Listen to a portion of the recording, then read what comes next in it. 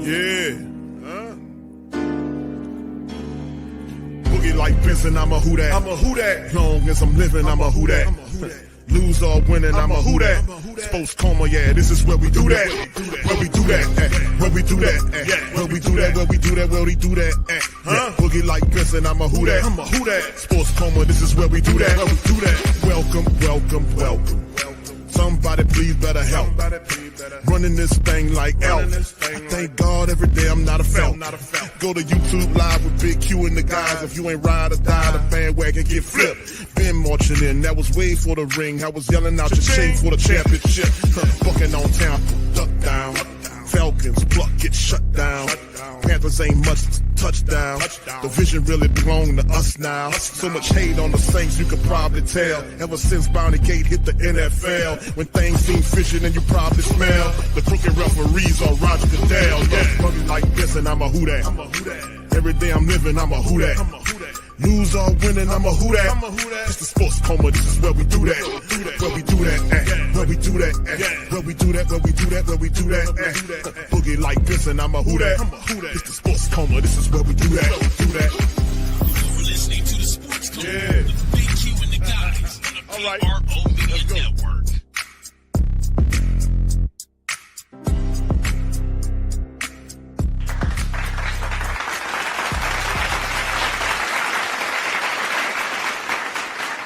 All right, shout out to the fam. Welcome. You're now rocking with the Sports Coma with Big Q and the guys, where we have intense, entertaining, educating, and enlightening sport talk from your favorite sports fam. Shout out to y'all. Quick report coming at you guys on Thursday's wrap up, or day number 8 for the Saints. A lot of stuff going on at the camp, a lot of moves, notes to kind of talk about on this stream. We'll be back later on with a more in-depth stream, man. But shout out to you guys. Do me a service, hit the like button, hit the subscribe button. And by means, please feel free to share the show on your social media feed. So, of course, when we talk about the black and gold, man, it's always something to talk about. We know the quarterback position is out there among, is paramount, is out there. It's at the top of what everybody's looking at, because it's the most important position on the team, on the field. You know, the QB having a good quarterback. So Spencer Rattler once again dominated the reps. 25 versus Tyler Shuck, 16, and Jake Haener had 18 reps. So a lot of positive stuff going on for Spencer. He's obviously more developed than any of the rest of them. Credit to Coach Moore giving Haener an opportunity to see what he can do in 3 years as being the Saints quarterback, or being in the building, to see what he picked up. And he's trying to, and credit to Haener, he's trying to keep it close. You know, he's trying to be amongst the mention. Now, of course, we know that Hunter Dekkers, who didn't separate himself in the competition, was put in the street. We'll talk about that. But Spencer Rattler, 9 of 12. He had a touchdown. Altogether, he's 61 of 83 with 8 touchdowns and 2 rushing touchdowns against 3 interceptions. That's the tally on Spencer Rattler as it stands up to now. Now, Tyler Shuck is 4 of 8 yesterday for 1 touchdown. He had 2 picks, not a good day for him, but his overall 4 camps is 34 out of 58, 4 touchdowns against 2 picks. And Jake Haener was 9 of 12, just like Spencer was on Thursday. 52 of 75. He had 5 passing touchdowns against 1 interception. So Jake Haener, depending on how he's doing these preseason games that's coming up down the line, we'll kind of see where he falls in the mixture. But can Jake Haener keep it close? He done kind of elevated himself. Now that there's only 3 quarterbacks on the team, if Hunter Dekkers is out of here, then it's now those 3 and how they'll just fall in the lineup of who will be the starter, the second quarterback, and third quarterback. It's all yet to be determined, but it'll be interesting to see. Now, the injuries updates on some of the 9 puppy list players. JT Gray was not there. Of course, Hunter Dekkers was put in the street. Trayton Welch and defensive tackle John Ridgway III. Those guys wasn't seen. Now, Jawan Johnson did go back to practice, though, but in a limited capacity. When you have a groin issue, you have to watch that. Those are very tricky. More updated, these additional absences with Ridgeway and Welch that don't sound like they're anything serious, but in the end, we'll see. But tight end Juwan Johnson recovering from a groin injury that was present, but not participating. But Moore said it wasn't serious. So that is also good to make mention of. Also, as I talked about, man, as we get going, other things to talk about in the practice was the fact that um, the team signed another punter. That's right, they signed another punter to the team, and this was reported on the Saints website that they signed another punter to the team. And who is this man? We got a Kai now. We know Atlanta got a Kai that's a punter. I mean, a kicker. We got a Kai that's a punter to go along in the kicker in the punting battle. Kai Kroeger is here now. He'll be wearing number 32, a 6'3", 213-pound punter from South Carolina. Joins the Saints after spending one season and off season with the Jets. Signed him as a free agent during following the 25 draft out of South Carolina. He served as a starting punter for 5 years with the Gamecocks and emerged as one of the top punters in school history. Over his career, he recorded 265 punts for over 11,000 yards and averaged just under 40, over 44 yards, 44 and a half yards per punt, with the longest being a 79-yarder, and he 100 down inside the 20. That's all SEC All-American honors in 22 and 24.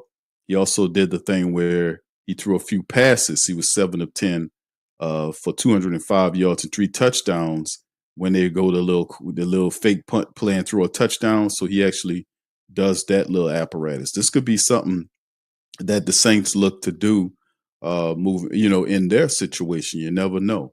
But anyway, they added Kai Kroeger to the team and put Hunter Dekkers, who the Saints had brung here. They put Hunter Dekkers in the street. So there you go with that. So like I said, Hunter Dekkers didn't really do too much to kind of, separate himself in the QB race. He really didn't.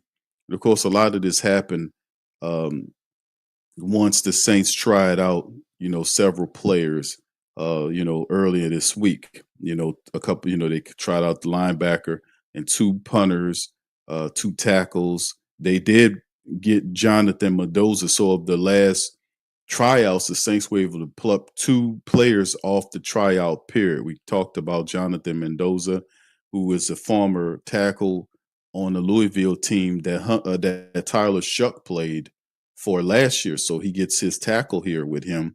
We'll see where the guy is in his development. And also now the Saints have Kai Kroeger on the team to compete with the rest of the punters. So it's going to be very interesting with Matt Hayball and James Burnap is also seen as a very good punter, a college punter going down. So it's going to be interesting, man, no matter how you slice that thing coming down to what happens. So anyway, that's the thing. So we keep the thing moving and grooving. So let's talk defense, right? So after Wednesday's offensive display outdoors with the chunk play after chunk play, the defense wanted to get a little back. So the defense denied the offense first downs, keep them out of the end zone until the very end of practice sessions. And then in the 11-on-11 drills, linebacker Nephi Sewell intercepted Tyler Shuck on the ball intended for Cedric Wilson that was tipped by Rico Payton. And of course, later in the red zone, 11-on-11 defensive tackle Brian Bresee batted down the 3rd down attempt by Spencer after a fiery rush by him and Chase Young. Then a series later, Tyler Shuck was picked off again, this time by Jordan Howden, who'd been making plays at the goal line on the back foot throw, from the 20-yard line. Now, Howden took it back the other way. Rookie free agent Wake Forest linebacker Jacine Davis had 2 sacks. That's another guy that we talked about when people asked me about who's Q's dark horse players. Matavo, Jacine Davis. We talked about Dallas Beenum. We talked about, a couple of these guys that could really make Donovan Peoples-Jones, even though we haven't heard anything from Donovan Peoples-Jones. We like him. But Jacine Davis was another guy that, remember, the Saints pulled him in. He was the highest paid undrafted guy that he had. And they think of him as something that could possibly help the team. So a lot of competition on that defense. The running game was practically non-existent. The lanes were hard to come by. All practice, the defense played with a ton of energy, and with each passing stop, continued to get louder and louder on the sideline. The competition came to an exciting end as the final 2-minute drill came to close, leading to the play of the day. So what was that? It seemed defense was denying the quarterbacks the opportunity to give their teams the lead situationally, starting from the 40-yard line with about $1:40 left in the fourth quarter. They were trailing 24-20. Spencer drove the team to the plus 30 after 8 plays, but clocked the ball with 3 seconds left. No Hail Marys were allowed. Shuck drove his drive unceremoniously ended with a sack by Chris Rump II, who continued to step up, who had 2 sacks on the day. And then there was a fumble recovery. Then it was Hayner's turn.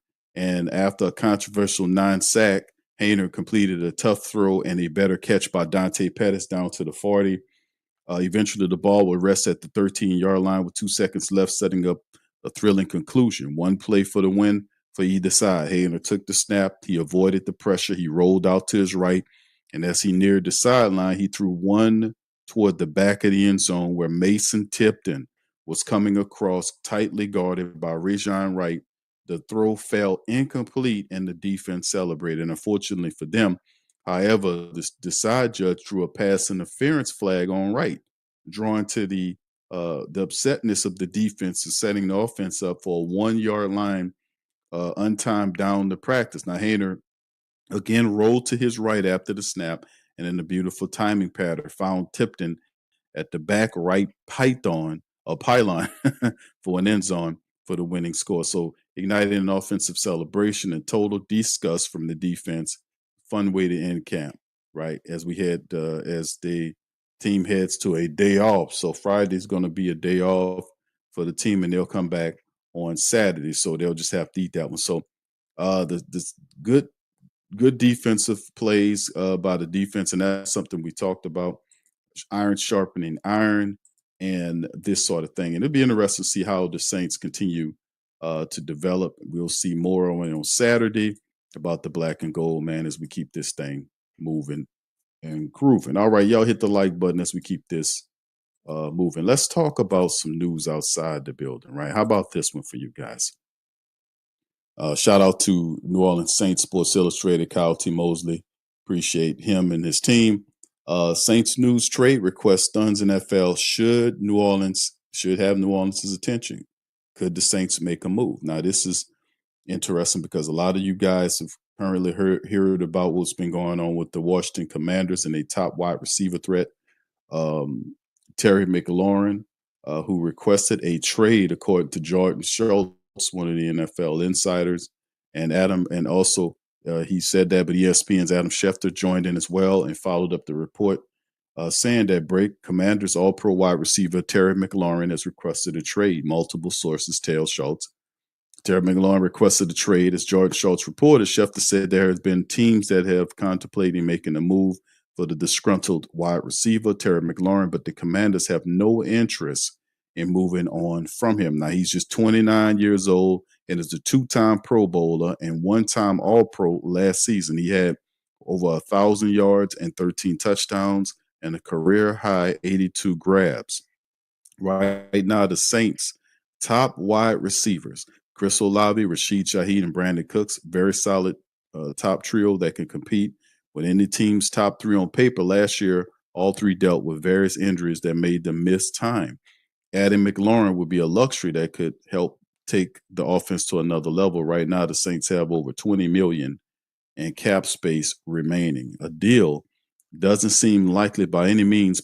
Probably it's just a pipe dream, but when a player like McLaurin puts in a trade request, it's worth listening. So what do you guys think about McLaurin? Like I said, I think he was Mr. Everything for them. I think he reported to camp and he had some sort of injury that he's trying to work through. But the Commanders would be wholly stupid if they let McLaurin out the building. I think he wants more money. He wants some more money, another contract. With the transformation the Commanders had last year with Jaden Daniels and McLaurin and others, was just miraculous how they were able to do it. But he was one of the main pieces, but just helping drive that Commanders team to respectability. But now, I think eventually he's looking for a contract, and I think he'll ultimately get it. I don't see them putting him in the street. They don't have a viable option for Terry McLaurin, and that'll be a foolish move. So I think ultimately this will work out. But if this was a real thing, and the Washington Commanders really wanted to trade him, of course the Saints should be a team interested in him. We know we have the issue with Chris Olave. The Saints have to figure out what they're going to do with Chris Olave eventually. And that is basically predicated on what his season looks like this year, right? We know that Rashid Shaheed also has an agreement. He got a deal coming up soon where he's going to need, Saints going to have to look at paying him. And this is a part of it. So, when you have that happen, you can understand why people will take a look and say what they say, right? All right. What do you guys think? Put it in the comment section. Let me know what you feel about that. I don't think the Commanders get rid of him. All right. And of course, the final story right here. Shout out to Saints Wire. Predicting the New Orleans Saints 53-man roster going into preseason. Which 53 players will be on the week 1 roster? This is going to be a tough one. It's always difficult to whittle them down. The 53 is going to be interesting. So with more than a week into training camp, the 7 practice sessions and walkthrough session behind them. So what have we learned about the Saints team? What are their strengths? Where are they weak? Who's going to be the starting quarterback in week 1? And how many of their rookie draft picks aren't going to make the cut? Too soon to answer those questions, but we'll try anyway. After reviewing the practice notes and digging into week 1 rosters that Coach Kellen Moore and defensive coordinator Brandon Staley have built with their previous teams, here's our best guess at which 53 players will take the field in September. So let's look at what the Saints Wire predicts as those guys in the order of which those guys. So you can see right here, quarterbacks, he got Rattler at the starter, Jake Haener at 2, and Tyler Shuck at 3. No cuts, right? Now, this is the ball down breakdown. Derek Carr already retired. Hunter Dekkers was waived. But all Haener has done through the first week of training camp is build a compelling argument that he's more than game ready than Shuck, right? And both of them are a ways behind Rattler as far as being ready to start a game anytime soon. The status could change. The preseason games will be illuminating. But right now, it's possible that Rattler and Haener are active on game days while Tyler Shuck is the emergency quarterback on standby. It's also possible that this is a feint. And Haener gets let go to maximize Shuck's opportunities at practice. Kellen Moore has typically rostered just 2 quarterbacks in previous stops, but he had 3 of them last year with the Eagles and again with the Cowboys back in 2020. So this is a very interesting point by John Sigler about him. But yeah, he sees it like I see it in terms of the Spencer Rattler thing. I think Spencer Rattler is ahead of Tyler Shuck, and that's okay. He's a rookie. You got to figure it out. These other guys have done it before, and they're used to the speed of the game. It's not going to be easy transition for Tyler Shuck. A lot of people thought that Tyler would end up as a backup anyway. But to see him as a third-string backup, this would be interesting because Jake Haener is outplaying Tyler Shuck currently. He is. And like I said, it'll be interesting. But Spencer Rattler did what we thought he would do. He has an opportunity to do it. He has a feel for it. He's smart. He makes mistakes, but quickly learns. So I do think if things, all injuries aside, and these guys stay healthy, I think ultimately Spencer Rattler will start the season as the starting quarterback. Right? He'll start the season. So I agree with this. All right, that's 3 quarterbacks. Going to the running backs, AK-41, Kendre Miller, and Devin Neal, the rookie. Roster cuts, Cam Akers, Clyde Edwards-Helaire, Velus Jones Jr., and Marcus Yarns. Only one of Moore's previous teams rostered more than 3 running backs. In week 1, the 2023 Chargers. Kamara is safe, Miller has been running well, and Neal has offered the most in pass protection, which figures to be his way onto the field. Highly drafted guys like Akers, Edwards-Helaire, and Velus Jones's flash tier are there, but nobody has consistently stood out in the group. Yarns could benefit from some time on the practice squad. That's what I'm saying. Marcus Yarns is definitely heading to the practice squad.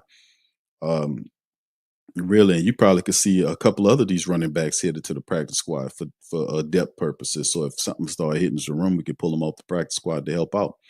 But 3 running backs in a running heavy system, I wouldn't be surprised if they kept 4, and the 4th guy would be a return guy, like one of the guys making a name for themselves. If it's not Dante Pettis, the returner, who's the returner?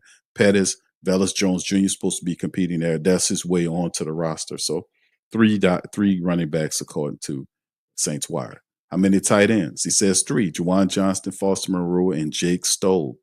Roster cuts: Trayton Welch, Seth Green, Michael Jackson, and Matavo. I would say 4 tight ends, but we'll roll with him. We're assuming Hill starts the regular season on the PUP list, and while that feels like a safe guess, you never know with him. Welch has been playing some important roles on special teams with the punting unit, and Stoll is the best blocking tight end on the team. We'll go with Stoll for now. Morrow is hurt too, but he should be back before Hill, and we'll see how each of those situations play out, though, the preseason. Matavo wouldn't make sense on the practice squad. Most teams typically registered 4 tight ends, so this is unprecedented. So that's my talking point on when we talk about these tight ends, right? We always make note that the tight end, I would say 4. I would say 4 of these tight ends the Saints keep, because order for the Saints to end up with 3 tight ends, or they looking to add Matavo to the practice squad, he got to clear waivers. Matavo's not going to clear waivers. I don't think he would. So I would definitely keep 4, because Juwan Johnson starter, Foster's on a 1-year deal, Taysom's on a 1-year deal, Jake Stoll is on a 1-year deal, and the future of the position is not currently on the route. So I would definitely keep Matavo, because Foster Moreau has a leaky injury history. You can't count on Stoll. He's the blocking tight end, and you want to have somebody there just in case Juwan Johnson gets hurt. So having Matavo there will help the Saints not only groom a tight end for the future, who will probably be the second guy behind Juwan Johnson once these other guys' contracts are over with, but it would be smart to do that, because you need to have that guy at the position. He's a big tight end who can't catch runs. You just have to train him up and get him ready for the system that you in. So there you go. All right, how about the tackles? Left tackles: Kevin Banks Jr. and Landon Young. Roster cuts of Barry Wesley. The rookie first-round pick has more than held his own at left tackle and is expected to be impact starter in week 1. Young is versatile backup who can help out at right tackle and guard too. This one's easy to project. How about the left guards? All right, left guards: Trevor Penning, Dylan Radunz. Roster cuts: Easton Kilty. Penning has seized his opportunity after moving to the left guard and could very well play his way into a new contract if he puts it all together. If he struggles, Dylan Radunz is an experienced backup to have behind him, but Kilty has tried out a couple of different spots and could re-sign with the Saints practice squad for a longer addition. I agree with all of that. Center: Eric McCoy and Will Clapp. Torricelli Simpkins is also there. One more time, the Saints went 1-11 in games McCoy missed or exited early due to injury last year. Clapp has struggled at times in camp, but he is still their next best option, and his ability at guard, or utility at guard, makes him worth holding on to. Torricelli Simpkins moves well from the guard spots, but has some rough moments at training camp, and his brief tryout at center didn't go well. Yeah, Torricelli Simpkins is a practice squad center. Will Clapp is backing up McCoy. That was easy to read too. The right guard situation: Ruiz and Nick Seldaveri. Roster cuts are Kyle Hergel and Torricelli Simpkins III. Seldaveri hasn't stood out one way or another, and at this time he could be on the outside looking in. He needs a good preseason. You can make an argument for holding on to Hergel, but at this time we'll try and stash him on the practice squad. Moore's previous teams kept 5 interior linemen in most years, but sometimes went as high as 7. 6 isn't unusual for him. So 5 starters and 3 reserves. And based on the Saints' injury situation, I wouldn't be surprised if they had 4 guys, at the guard position. But you will see. But Nick Seldaveri hasn't done a damn thing since he's been here. It'd be miraculous to just have him to stay healthy. Right tackle position: Tali Fuaga, Josiah Raheem. Roster cuts: Jonathan Mendoza. Maybe the Saints would keep Seldaveri or Hergel instead of Raheem, but the third-year pro looks like a player on the rise, and we're making room for him. Raheem has been Good to right tackle on the second and third string offensive line. He's cross-chained at the left tackle position, and we'll find out sure in the preseason, but he seems to be putting some things together. Morris teams usually roster 4 offensive tackles. That's right. So 2 starters, 2 backups. We'll see Mendoza. Mendoza got here a little late. They just signed him a day or two ago. So he is behind the curve. It's still a lot of time for him to make his presence felt. And then on top of that, when injuries start piling up as we get deeper into camp, things could very well change at these positions along the line. Wide receivers, Chris Olave, Rashid Shaheed, Brandon Cooks, Mason Tipton, and Cedric Wilson Jr. The roster cuts: Bub Means, Dante Pettis, Kevin Austin Jr., Chris Tyree, Moochie Dixon, and Donovan Peoples-Jones. This is a frustrating group, right? Frustrating group. He says Means hasn't shown enough at camp to make the team with just 2 catches through the first 6 days of team drills. Donovan Peoples-Jones has been quiet this summer since signing. He really has. You haven't heard anything from him. Cedric Wilson has been at the scene. Too many turnovers, but someone's more and his staff know well.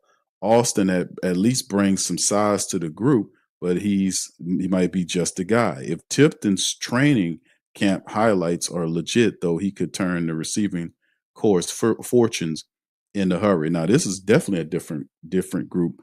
We know obviously who the top 3 going to be. We know Olave, Rashid, and Cooks are going to be there. Mason Tipton did this last year where he stepped up and stepped out. A receiver that has it all. If he was 6'1" or 6'2", he really sought after, but he makes all of the catches. I don't know what the Cedric Wilson Jr. call. I really don't agree about that. I think Cedric Wilson Jr. should be the odd man out for Bub Means. Bub Means has a lot more, a higher upside than Cedric Wilson Jr. Like I said, Dante Pettis is a returner. So I could kind of argue the Tipton and Wilson Jr. I think Bub Means and Pettis you would be those guys if Donovan Peoples-Jones didn't step up and step out. It's still a lot of time right now. I haven't seen anything from Cedric Wilson Jr. Mason Tipton been cutting up. But yeah, at the same time, I can't say Cedric Wilson stays simply because he worked with Kellen Moore in Dallas.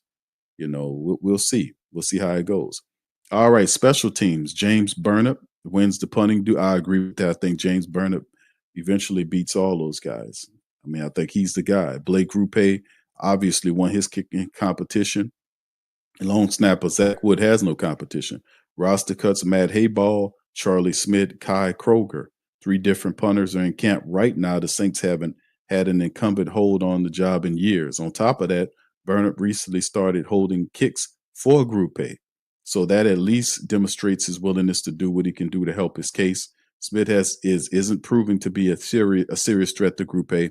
A strong preseason could help Hayball fend off his competition, but right now we're guessing he gets bumped off. We need to see more than day one, more one day of work from Kroeger. So James Burnip to me got the position because he is a serious punter. We've seen what he did at Alabama. He's been punting really good in camp. One thing about him, he's good directionally. His punts have humongous, time up in the air, and it allows the coverage teams to get to where they need to be. So right now he has it, but the Saints are really looking. When you have 3 punters, they're really looking for the guy. So Kai Kroeger is also a good punter with a lot of experience, and it's going to be interesting to watch those 3 punters try to earn that position. They're trying to really turn that special team unit around, right? All right, let's head on the defensive side now. Nose tackle, zero technique. You got Devon Gochos there with Omari Thomas, the rookie.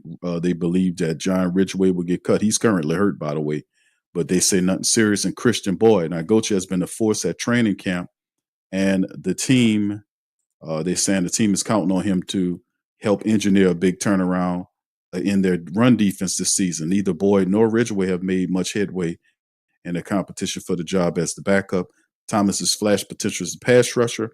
He could leapfrog Ridgeway and Boyd with a strong showing in camp. So they're looking at Omari Thomas, the rookie, undrafted rookie, to step in and do something positive there. That'll be tough.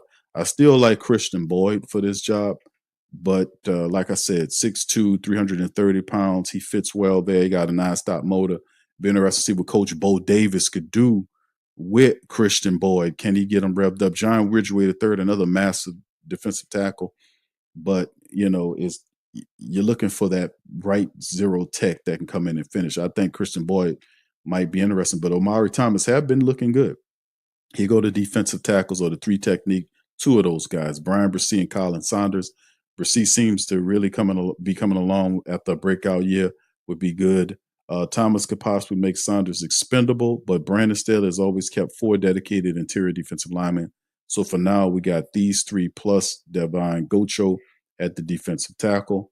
Yes, we'll see how that goes, man. There's a lot going on there. And of course, the defensive end of the 5 technique, Nate Shepard, Jonathan Bullard, and Vernon Brockton, who's the rookie. Roster cuts Jonah Williams. Tough to leave Williams off of this, and he could be one of those veterans who started the season coming off the practice squad for a few weeks after getting promoted to the active roster. But Bullard and Shepard have been splitting reps with the first defense, and Brockton doesn't appear to be far along as we led to believe when the Saints drafted him. Right now, we're guessing he would be a healthy scratch on game days. He's raw. A lot of the stuff that we've seen, he has it, but it's a process. So, yeah, Jonathan Bullard competing with Nate Shepard for the 5 technique. We'll see how it goes. But Jonathan Bullard has a real good opportunity to step in and beat Nate Shepard and take that job from him, right? I see Nate Shepard mostly as a reserve defensive lineman anyway. And edge rushers, the 7 technique, Chase Young, Carl Granderson, and Cam Jordan.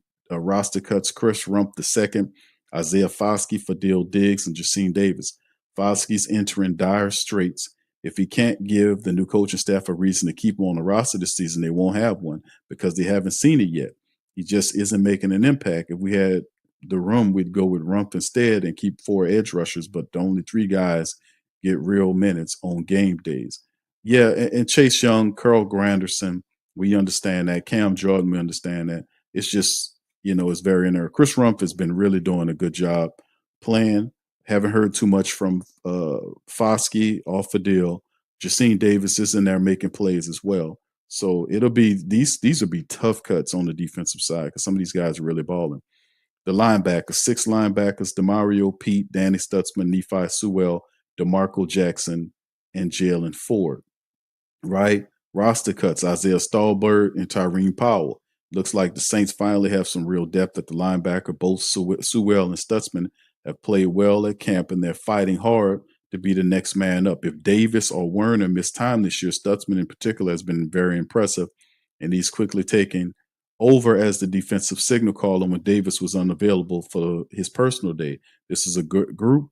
Could they look at trading Werner to an open spot and getting one of those guys on the field? Trade Werner to open up a spot. DeMario Davis, Pete Werner, Stutzman, like those Nephi Sewell, Jalen Ford. DeMarco Jackson, I don't understand the rationale for keeping DeMarco Jackson on the linebacking court. DeMarco hadn't done a damn thing. He got outplayed by Anthony Orji last year. He shouldn't really be on the team. The Saints should have cut him and kept Anthony Orji, but they held on to DeMarco Jackson. DeMarco Jackson does well in playing the run, but he sucks in pass protection. He sucks in that. So Isaiah Stallbird or even Tyrene Powell, I think, should have a better shot at it than DeMarco Jackson. And of course, some of these other guys that they're making mention of could be possibly cross-training for a role like that. Hell, you might see one of these other guys step in and cross-train for the inside linebacker position. But to my count, DeMarco Jackson shouldn't be on this roster. I think one of these other guys should have the opportunity to step over him. All right, the safety position. Justin Reed, Julian Blackman, Jordan Howden, Jonas Sanker, and JT Gray. That's as good as it gets. Terrell Burgess, Ugo Amadi, and Elliot Davison are cuts. It's going to be tough to keep Burgess off the roster. He's willing to be a contributor on special teams and an experienced pro at the position, going through a lot of turnover after Tyrann Mathieu retired. He could be one of those veterans who comes off the practice squad earlier, like Jonathan Abram did in recent years. And, of course, he says Reed and Blackman are your starters, with Howden and Sanker pushing them. If he's healthy, Gray is a no-brainer as one of the special teams. It's the game's top special teammates. This is true. So not hard to guess that as well. Ugo Amadi got him listed as a safety, but I guess if you need him to, like some of these guys end up on the practice squad. And Ugo, who was playing a nickel position last year in the defense, maybe not so much in Brendan Staley's defense this year because of his size. He likes maybe taller guys there, perhaps. But in the end, I find they'll end up on the practice squad. And then, of course, here go the cornerbacks: Alante Taylor, Kool-Aid McKinstry, Isaac Yiadom, Rico Payton, and Quincy Riley. I agree. Outside looking in, Rajon Wright, Jaden Price, Dallas Beenum. How high can Riley fly? He picked off multiple interceptions at training camp and is going into preseason with a lot of momentum behind him. Payton is playing well too, and Yiadom is going to be at least a backup coming off the bench, if not a starter. But this group would look a lot better with a healthy Asante Samuel Jr. leading it. So still very much an interesting thing right there to see as well. Saints could use another veteran in that mix, but right now that is what it is. All right, and that's what you guys think about the 53-man roster. A couple of them, the majority of the decisions I agree with, some of them I don't. But that's how it is pretty much every year with some of these Saints, right, fam? It's pretty much how it is every year when you look at the black and gold and how they and how when we get to making these roster decisions, somebody always ends up on the outside looking in. And of course, this is another story to kind of talk about, that the Bengals signed former tight end, Seahawks tight end Noah Fant. Of course, this was a guy the Saints were looking at. We're dealing with some injuries and stuff of that sort. But Noah Fant, who was trying to find a place to go to have an impact, he visited with Cincinnati. He came to New Orleans, and then he went to Miami and made the decision to go to Cincinnati and sign a deal. So the Bengals added notable veteran to their offense Thursday, Noah Fant, the 2019 first-round pick, signed a one-year deal with the Bengals. In 6 seasons, Fant started 83 of his 95 appearances. Last year was Seattle, 48 catches for 500 yards in the score. He spent his first 3 years with the Broncos, and he's an Iowa alum. Has explored his options since the Seahawks released him in July. He visited the Bengals, Dolphins, and Saints before ultimately setting his mind to go to Cincinnati. So he joins the crowded tight end room. Futures Mike Gesicki and Drew Sample as the top options. There's Gesicki is the team's primary pass-catching tight end. Will Sample has been long valued for his contributions in the run game.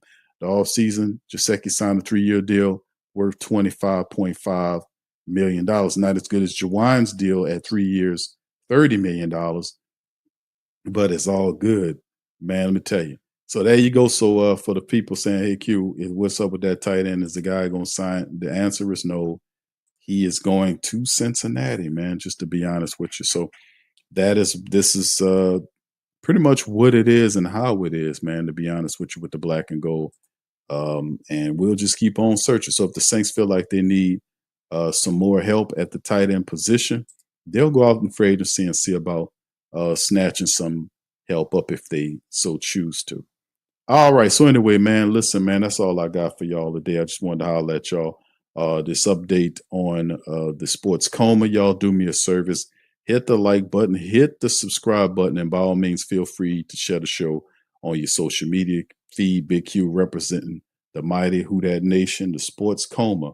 We up in this thing. The great Saint Think Tank. We up in this thing. So with that being said, I'm going to get out on that. Hit that like button, hit the subscribe button, hit the share button, hit the notification bell for future content, man. And listen, I'm going to holler at y'all later on. Much love, peace, and Who Dat tell you. Yeah.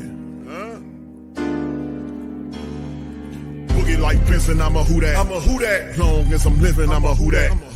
Lose or winning, I'm a Who Dat. Sports Coma, yeah, this is where we do that. Where we do that, where we do that, where we do that, where we do that, where we do that. Boogie like Benson, I'm a Who Dat. I'm a Who Dat. Sports Coma, this is where we do that. Where we do that. Welcome, welcome, welcome. Somebody please better help. Running this thing like elf. I thank God every day I'm not a felt. Go to YouTube Live with Big Q and the guys. If you ain't ride or die, the bandwagon get flipped. Been marching in, that was way for the ring. I was yelling out your shade for the championship. Fucking on Tampa, duck down. Falcons, pluck, get shut down. Panthers ain't much touchdown. The vision really belong to us now. So much hate on the Saints, you could probably tell. Ever since Bounty Gate hit the NFL, when things seem fishy, then you probably smell the crooked referees or Roger Goodell. Yeah, money like this, and I'm a who that. Every day I'm living, I'm a who that. Lose or winning, I'm a who that. It's the sports coma, this is where we do that. Where we do that at. Where we do that at. Where we do that, where we do that, where we do that at. Boogie like this, and I'm a who that. It's the sports coma, this is where we do that. You're listening to the Sports Coma with Big Q and the guys on the PRO Media Network.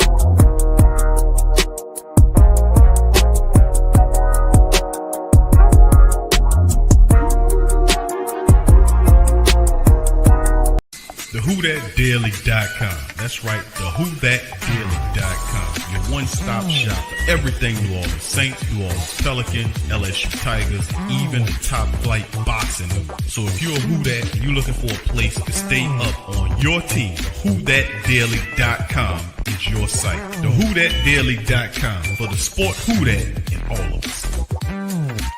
Right, the Pro Shop is the platform store where you can go and buy all the latest merch to support the platform. Available at the Pro Shops, we have dozens of hundreds of products available for you and your family. Unisex tees for men and women, hoodies and sweatshirts, tank tops, kids and baby items, long sleeve tees, mugs, pillows, wall art, bath bedding, face masks, phone cases, stickers, bags, fanny packs, socks, hats, and many other items. Please feel free to check out the Pro Shops. The link is in the description section below. Remember, it helps the platform continue to grow. Hey, Ryan Reynolds here from Mint Mobile. Now, I first ditched big wireless and started using Mint Mobile way back in 2019. Back then, you could get premium wireless for only $15 a month. Today, Mint Mobile's premium wireless has gone up by... Okay, wow, that's it, zero. It's gone up $0 a month since 2019. That doesn't seem fiscally responsible to me, but again, you're welcome. And I'm not an accountant.